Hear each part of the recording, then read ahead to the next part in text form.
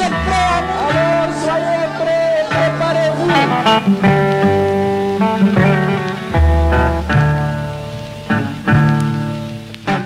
Historiquement habituée à la prise de pouvoir par les armes, la Guinée est depuis 10 ans en passe de redevenir un havre de paix.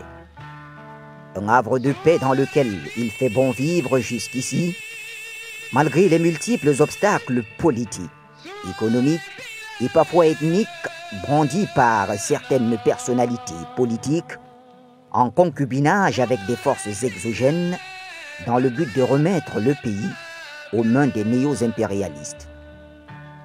Mais c'est sans compter sur la sagesse de son seul et unique président démocratiquement élu depuis son indépendance, le professeur Alpha Condé.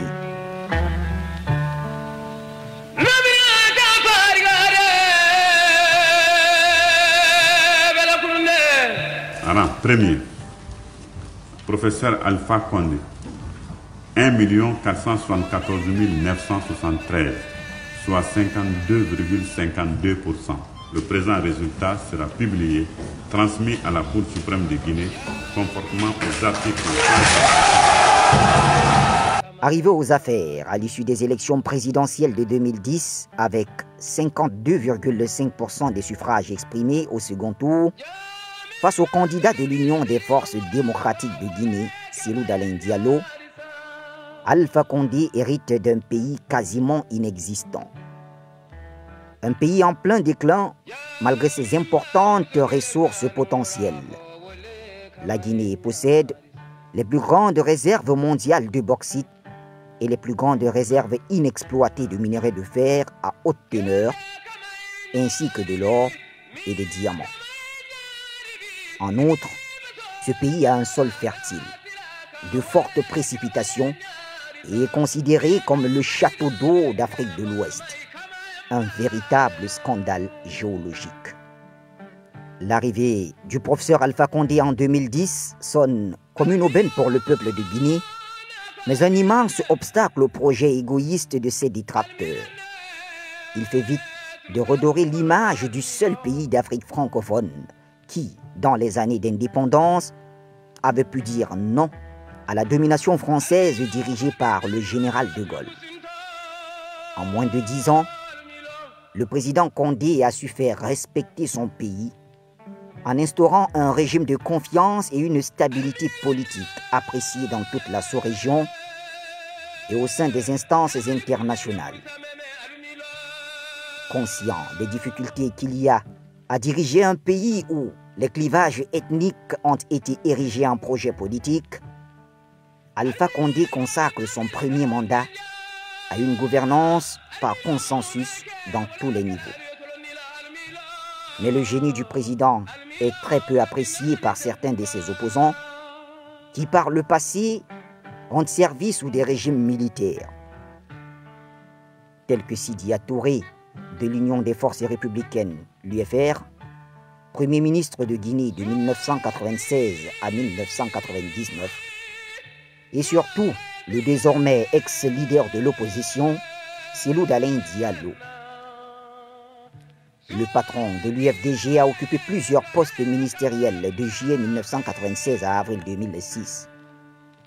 Il a tour à tour occupé les postes de ministre des Transports, des Télécommunications et de l'Environnement, des ministres de l'Équipement, des ministres des Travaux publics et des Transports, des ministres de la Pêche et de l'Aquaculture.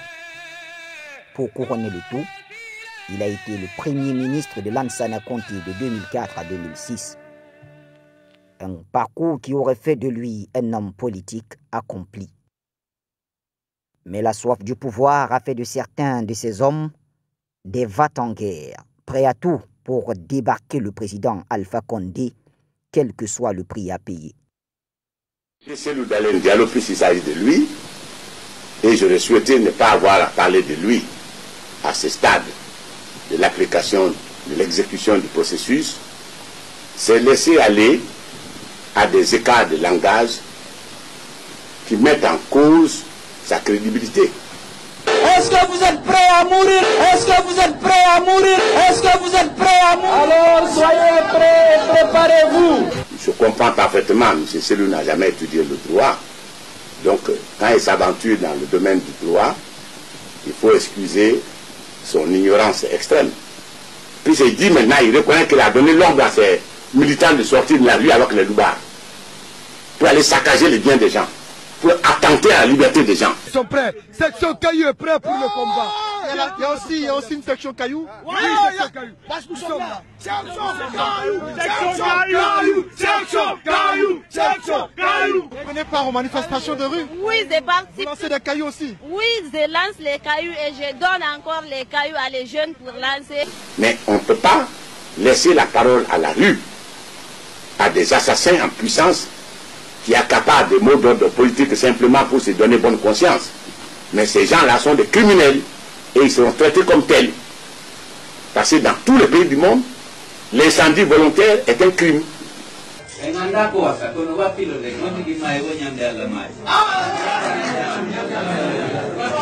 Aussi, il faut que M. Selou évite de parler beaucoup.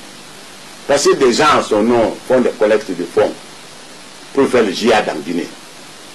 S'attaquer avec des coupes-coupes, des couteaux, des flèches, des lance-pierres à des gens qui n'ont rien fait, dont le tort est d'avoir passé sur l'axe à ce moment-là, ça relève du crime. Et nous allons demander à la CPI de poursuivre ceux qui poussent les enfants dans la rue, qui vont assassiner. Certains sont allés même jusqu'à souhaiter qu'il y ait un nouveau 28 septembre. Est-ce qu'un homme sensé, un homme équilibré, qui a bonne santé, peut souhaiter cela? Il n'y a que des gens irresponsables, qui n'ont aucun sens de l'État et de la nation, qui peuvent penser comme ça.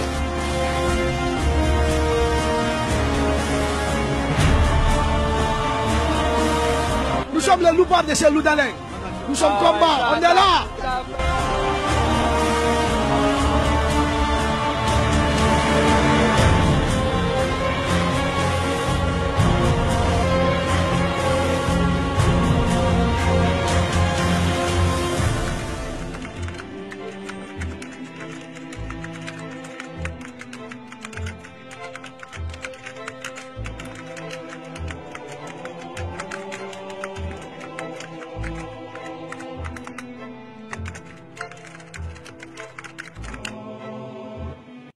Êtes-vous prêt à mourir? Cet appel de Selou Dalein Diallo semble avoir trouvé du répondant. Au propre comme au figuré, des sympathisants sont visiblement prêts à mourir pour une cause dont ils ne connaissent ni les tenants ni les aboutissants. La BAC numéro 14, dans la nuit du 14 au mardi 15 octobre 2019, aux environs de 2 heures du matin, pendant qu'ils étaient donc dans le cadre de la sécurisation de la ville de Dubreka, parce que cette BAC 14 est basée à Dubreka, eh bien, des barricades ont été érigées le long des voies en quittant Dubreka pour Tanene. Et là, ils étaient là pour maintenir justement, pour ramener la quiétude, lorsque tout d'un coup, ils ont entendu des coups de feu. Et ces coups de feu les ont amenés à aller vers la direction de ces coups de feu. Et intervention faite, eh bien, 3 individus ont été interpellés que vous voyez en face de vous à l'écran. Il s'agit donc de Mamadou Major Kamara, Daouda Kamara, Mohamed Kamara. Un portait sur lui une arme de guerre, donc PMAK, et l'autre portait un fusil calibre 12. Il a indiqué plutôt que celui qui détenait le PMAK avait 2 boîtes chargeurs et l'une des boîtes chargeurs contenait 14 cartouches de PMAK. Quant à celui qui avait le fusil de chasse, lui, il avait 2 cartouches calibre 12. Et donc, ils ont fait des coups de feu. Interrogés, les accusés reconnaissent les faits qui leur sont reprochés. Je ne suis pas militaire. L'arme qui est sur toi là, c'est pour toi? C'est pas pour moi. Tu as été avec l'arme? On nous a arrêtés avec l'arme. Tu avais tiré à l'arme? J'ai fait la sommation. Le fusil là, c'est pour qui? C'est pour Madame HB. Hein? Madame HB, le fondatrice du restaurant HB à Dubreka, Toumania. Okay. On t'a pris avec cette arme? Ouais, parce que Madame nous a donné ça, ça ne va pas dans les 2 jours là. Elle dit, nous allons prendre ça en cas de cas. Tu es militaire? Je ne suis pas militaire, je suis gardien civil. Tu as l'autorisation de port d'armes? Ça, c'est Madame qui nous a donné. Tu as l'autorisation de port d'armes? évidemment, je n'ai pas l'autorisation de porter ça. Aujourd'hui, l'un des soucis majeurs de l'État, du gouvernement, c'est vraiment la sécurisation des villes et des populations. Et forcément, cette sécurisation ne peut pas se faire sans des unités d'élite qui luttent contre la criminalité. Parce qu'au fait, ce sont justement ces actions de criminalité qui créent donc, si vous voulez, la peur au niveau des populations. Et c'est pour ça donc nous sommes engagés au jour d'aujourd'hui à aller en affront avec ces bandits qui ne cessent pas de troubler la quiétude de nos populations. Manifestement, la démarche de certains hommes politiques guinéens consiste à faire du terrorisme une arme politique dans le sens propre du terme. Le réseau est élargi jusqu'à certaines villes de l'arrière-pays. C'est le cas de la préfecture de Sigiri dans la région de Kankan, où en décembre 2019, une opération des agents de police a permis de mettre main sur une importante cargaison de munitions. M. Amiata Kaba, procureur de la République, près le tribunal de première instance de Sigiri, le 17 décembre 2019, vers 20h, suite aux informations reçues par les agents du commissariat central de police de Sigiri, les agents ont procédé à la saisie d'une importante quantité de munitions d'armes légères de petit calibre transportées dans 2 véhicules.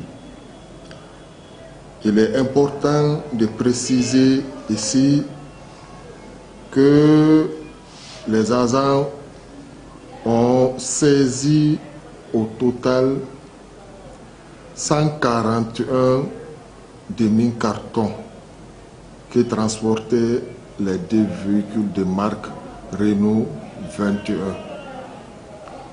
À la suite d'une perquisition effectuée dans 2 boutiques, le 18, d'autres quantités de munitions ont été également saisies par les agents enquêteurs. Il a été procédé au total à la saisie de 289 demi-cartons de munitions. Et il faut signaler que dans chaque demi-carton se trouve 250 cartouches. Ce qui fait au total 12 250 cartouches saisies par les agents du commissariat central de Sigiri au cours des différentes perquisitions effectuées par cette unité. Le propriétaire de cette marchandise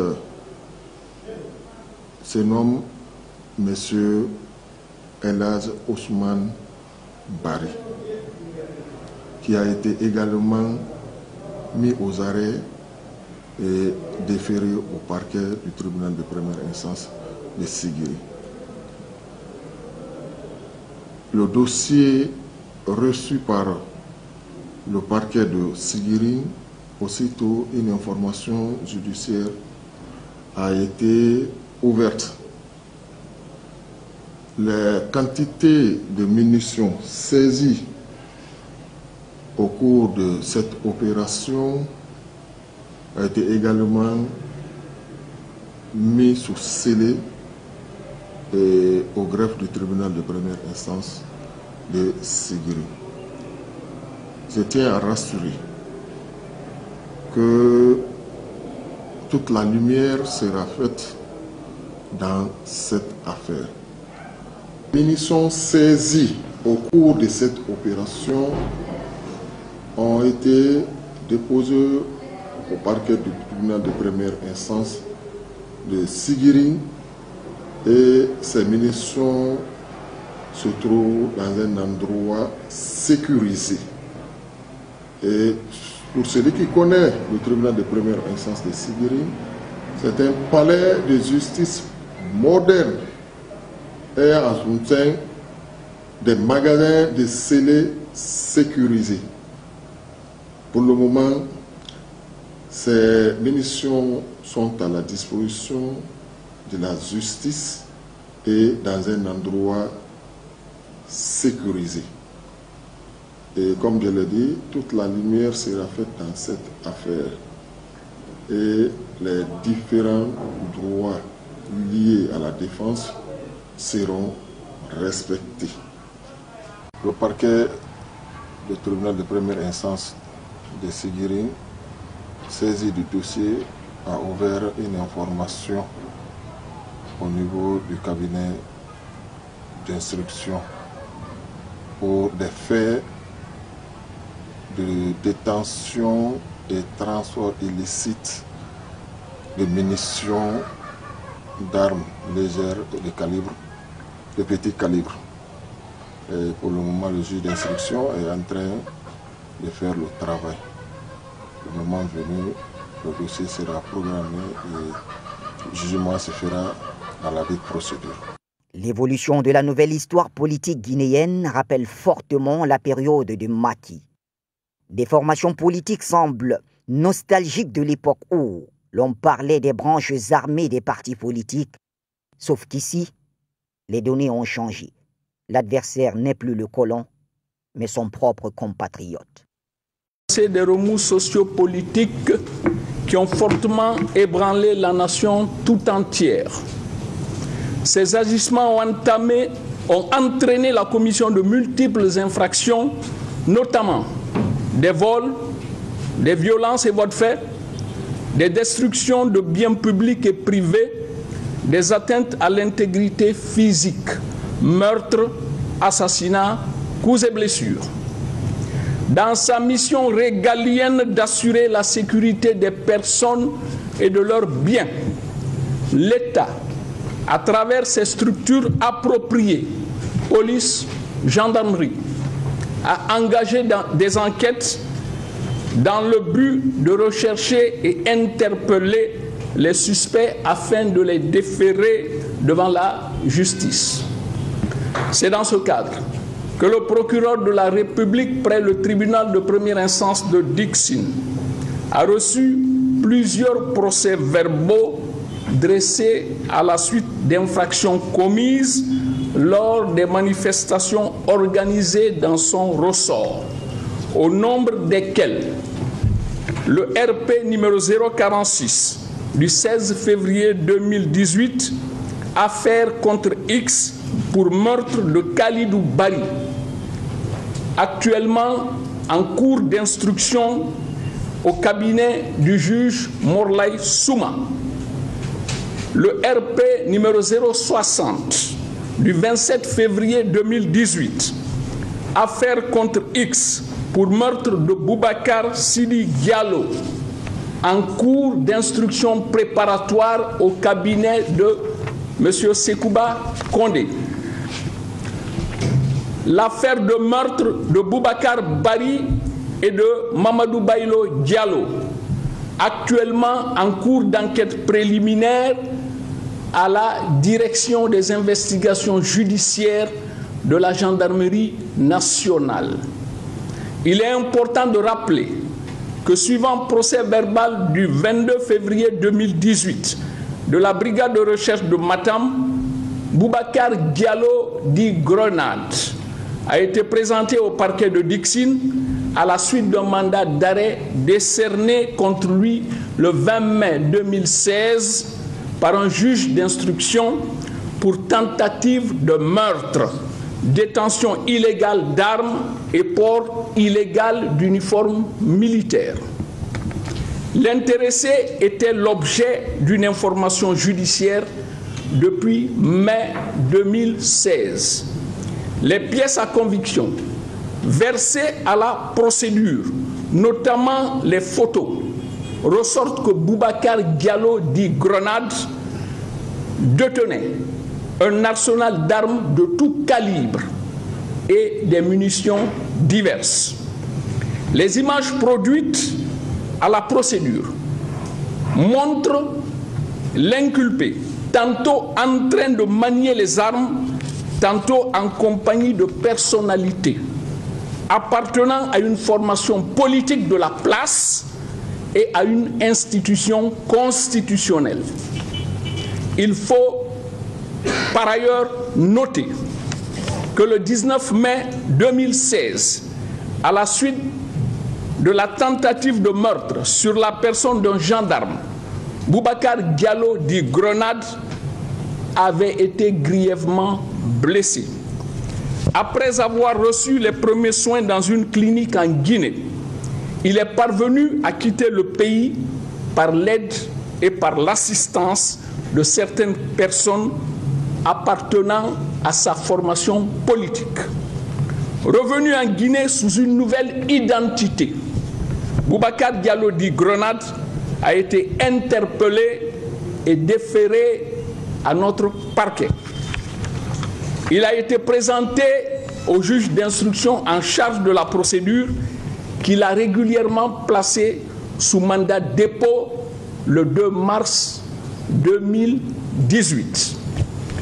Il ressort des renseignements reçus que Boubacar Diallo dit Grenade a reconnu qu'au cours des manifestations, certains individus ont disposé de projectiles et d'armes à feu comme les PMAK et ont à l'occasion été utilisés contre la foule, faisant des victimes aussi bien parmi les manifestants que dans les rangs des forces de l'ordre.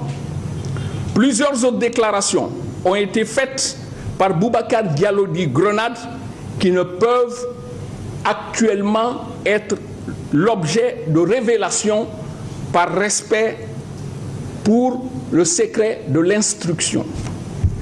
Il est à regretter qu'un individu comme Boubacar Diallo dit Grenade puisse avoir des relations aussi étroites avec des personnalités comme le montrent les pièces à conviction produites à la procédure. Le procureur de la République, près le tribunal de première instance de Dixine, tient à rassurer l'opinion nationale que toutes les personnes impliquées de près ou de loin dans cette affaire seront poursuivies et jugées conformément à la loi. Le procureur de la République, je vous remercie. Sous des prétextes de revendications politiques, certaines formations ont aidé à détruire les acquis infrastructurels de la Guinée. De nombreuses manifestations de l'opposition se sont soldées par des actes de vandalisme, presque jamais condamnés par les leaders de cette opposition. Les manifestations de janvier 2020 à Dalaba et Labé dans le Fouta Djallon et celles de Pita dans la région de Mamou sont de parfaites illustrations d'une opération de sabotage. Opération terroriste, pourrait-on dire, au vu des édifices ciblés par les assaillants. Essentiellement des bâtiments administratifs construits aux frais du contribuable guinéen. Mais la grande question est de savoir à qui profite le crime.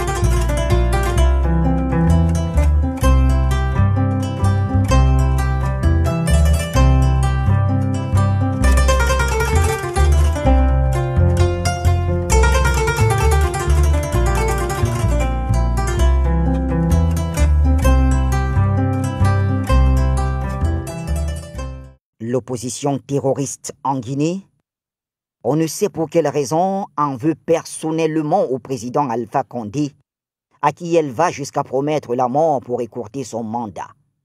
De nombreuses manifestations allaient dans ce sens, appelées à en finir avec Alpha Condé. Est-ce que vous êtes prêts à mourir? Est-ce que vous êtes prêts à mourir? Est-ce que vous êtes prêts à mourir? Alors soyez prêts, préparez-vous. Il a exprimé le souhait de mourir président, on va l'aider, mais ce sera avant 2020. Parce qu'il n'est pas interdit de tuer des présidents. Ah oui. Il n'est pas interdit que des présidents meurent. Oui. De toutes les manières, à la fin de son mandat, le peuple aura toute la légitimité de se débarrasser d'Alpha Condé et son système. Section Caillou est prêt pour le combat. Il y a aussi une section Caillou. Oui, section Caillou. Parce que nous sommes là. Section Caillou. Section Caillou. Section Caillou. Section Caillou. Vous venez part aux manifestations de rue? Oui, je participe. Vous lancez des cailloux aussi? Oui, je lance les cailloux et je donne encore les cailloux à les jeunes pour lancer. Peuple de Guinée, jeunes, femmes, adultes, je vous appelle au calme. Comme le Premier ministre vous a dit, ce qui s'est passé sur moi cette nuit. Mais je dois féliciter la garde présidentielle, car elle s'est battue héroïquement de 3h10 jusqu'à 5h avant d'avoir le renfort. Mais rien n'arrêtera la marche du peuple de Guinée. Nos parents disent que on peut faire tout contre toi, mais si ta main est dans les mains de Dieu, rien ne t'arrivera. Donc je vous appelle au calme. Nos ennemis peuvent tout tenter, mais nous ne pourrons pas arrêter la marche du peuple de Guinée. La voie de la démocratie a commencé et cette voie va continuer. Je vous ai promis le changement et si Dieu le veut, nous aurons ce changement. Je vous appelle au calme, à la vigilance, mais au calme et à l'unité nationale. Je ne veux pas de réaction populaire ni d'action contre qui que ce soit. Laissez l'armée et les services de l'ordre faire leur travail. S'il y a des gens qui veulent développer la haine en Guinée, nous ne devons pas le suivre. La Guinée, c'est un seul pays. Nous sommes unis et nous ne pouvons pas nous développer si nous ne sommes pas unis. Donc, n'acceptons pas qu'on nous divise. Je vous prie de rester calme et de continuer votre travail. Je compte sur vous et sur votre sagesse, croyant en Dieu. La vie d'un homme dépend de Dieu et non pas de notre personne. Donc, si prête à Dieu, grâce aux prières de toutes les populations de Guinée, je conduirai la Guinée à la victoire, c'est-à-dire au développement, au progrès et à l'unité. Je vous fais confiance, faites-moi confiance. Citoyennes et citoyens de Guinée, le gouvernement tient à informer que le domicile du président de la République, le professeur Alpha Condé, a été l'objet d'une attaque armée d'une violence inouïe dans la nuit du 18 au 19 juillet de 3h10 à 5h du matin. Par la grâce de Dieu, le Tout-Puissant, le président de la République, le professeur Alpha Condé, est sain et sauf, ainsi que les membres de sa famille. Le professeur Alpha Condé et le gouvernement de Guinée appellent toute la population au calme et à la sérénité, car il est évident que rien n'arrêtera le changement voulu par le peuple de Guinée. Vive la République, vive le professeur Alpha Condé, vive la Guinée, je vous remercie. Réunis sous la bannière du FNDC, le Front National pour la Défense de la Constitution, l'opposition a initié une série de manifestations depuis le 14 octobre 2019 pour protester contre la modification ou l'adoption d'une nouvelle constitution. La légitimité de l'ancienne constitution de 2010 étant pourtant discutable, vu qu'elle émane d'un Conseil national de transition. J'avais dit tout simplement que nous avons rétabli la Cour suprême, nous avons rétabli le Conseil économique et social, rétablissons l'ancienne loi fondamentale, allons aux élections et le Parlement qui sera élu à la seule légitimité. Mais vous réunissez des gens qui n'ont aucune légitimité, que personne n'a élu et qui vont s'asseoir pour faire les conditions. Pourquoi? Alors que le peuple peut voter librement, élire des députés. Mais en France, De Gaulle est venu à réformer la Constitution par le Parlement. Pompidou est venu, il l'a fait. Mitterrand est venu, il l'a fait. Giscard est venu, il l'a fait. Mitterrand est venu, il l'a fait. Chirac est venu, il l'a fait. Mais tout le monde, quand vous venez, vous allez devant le Parlement légitime. Mais nous, comme nous avons les combines, éliminer les gens par des combines, nous ne voulons pas aller vers le peuple. Mais ces gens-là qui parlent, ils parlent au nom de qui? Qui nous a désignés aujourd'hui? Qui est à la légitimité? Aucun de nous n'a la légitimité. La légitimité n'est que populaire. C'est seulement après le vote du peuple qu'on peut savoir qui est légitime. Et pour faire une constitution, il faut avoir la légitimité. Malgré toutes les manifestations organisées par la bande à Selou, l'arbitrage des organisations internationales et sous-régionales telles que la CEDEAO, Communauté économique des États de l'Afrique de l'Ouest, a permis la tenue du double scrutin législatif et référendaire le 22 mars 2020, après plusieurs reports. Mais 2 jours avant la tenue des élections, c'est-à-dire le vendredi 20 mars, une attaque terroriste est orchestrée au camp militaire Alpha Yaya Diallo, non loin de l'aéroport. Des individus armés ont effectué des tirs au sein du bataillon spécial de Conakry. Mais les forces de défense déployées sur les lieux ont procédé à l'arrestation de 2 individus parmi eux et ont repris le contrôle de la base. La Guinée soigne sa psychose et Selou Dalein Diallo célèbre une demi-victoire. Il a décidé, dis-je, d'organiser son double scrutin illégal le 22 mars 2020. Mobilisons-nous pour l'en empêcher, parce qu'il s'agit de l'avenir de nos enfants. Il s'agit de défendre nos droits et libertés. Il s'agit de défendre notre jeune démocratie. Des milliers et des milliers de Guinéens sont morts sur le champ d'honneur en défendant cette démocratie. Ne laissons pas Alpha Condé prendre en otage notre pays. Mes chers compatriotes des forces de défense et de sécurité, je vous ai lancé un appel hier. Mettez-vous du côté du droit. Aidez-nous à défendre notre constitution, à défendre les droits et libertés des Guinéens et empêchons la prise en otage de notre peuple, de notre démocratie par Alpha Condé. Vous avez donné la preuve de votre patriotisme à plusieurs reprises, ici à l'intérieur du pays, mais en Angola, au Mozambique, en Afrique du Sud, en Guinée-Bissau, partout où la liberté de l'Afrique a été menacée, l'armée guinéenne était présente. C'est le samedi 21 mars 2020, aux environs de 20 h, le sieur Boubacar Diallo, ici présent, né en 1977 au Sénégal, économiste de profession domicilié au kilomètre 36, nous a été déposé par une équipe de patrouille de la gendarmerie pour acte de terrorisme, usage d'explosifs et association de malfaiteurs. Dès qu'on nous a déposé M. Boubacar Diallo, immédiatement nous nous sommes rendus sur les lieux et nous avons constaté avec les explications du vigile que c'est ce dernier qui a eu à surveiller ces manœuvres dans l'enceinte de la station CL qui est à Dixine. C'est ce dernier qui a permis à le maîtriser au moment où il s'apprêtait à monter sur la moto pour s'enfuir, après avoir descendu dans le véhicule et mettre le feu dessus. Dans le véhicule, il a été constaté qu'il y a des grenades à l'intérieur, plus un cocktail Molotov et un bidon d'essence. Plusieurs parties du véhicule ont été enduites d'essence pour que les choses puissent se passer comme prévu. Vu l'intervention, la vigilance du vigile, il a été maîtrisé et la population a apporté secours qui ont permis de pousser le véhicule hors de la station CEL et l'envoyer de l'autre côté de la chaussée où elle a été garée et le feu a pu être maîtrisé. Monsieur Boubacar Diallo a été entendu et a reconnu les faits et les circonstances de son interpellation. Vu que ce n'est pas la première fois qu'un véhicule soit incendié et surtout au sein d'une station, nous appelons la population à être très vigilante pour ne pas que ce genre d'action puisse vraiment réussir dans notre pays. Mon rôle, ce qu'ils m'ont expliqué, c'était tout simplement d'allumer. Il y a une torte de koya là-bas. Il y avait une mèche dedans, c'est ce que je devais allumer, arriver aux stations. Donc il y a un monsieur qui m'attendait au niveau avec un motard. Je suis allé au niveau du station Total. J'ai beaucoup hésité, donc finalement j'ai allumé. J'ai allumé, j'ai voulu partir, donc le vigile m'a rattrapé.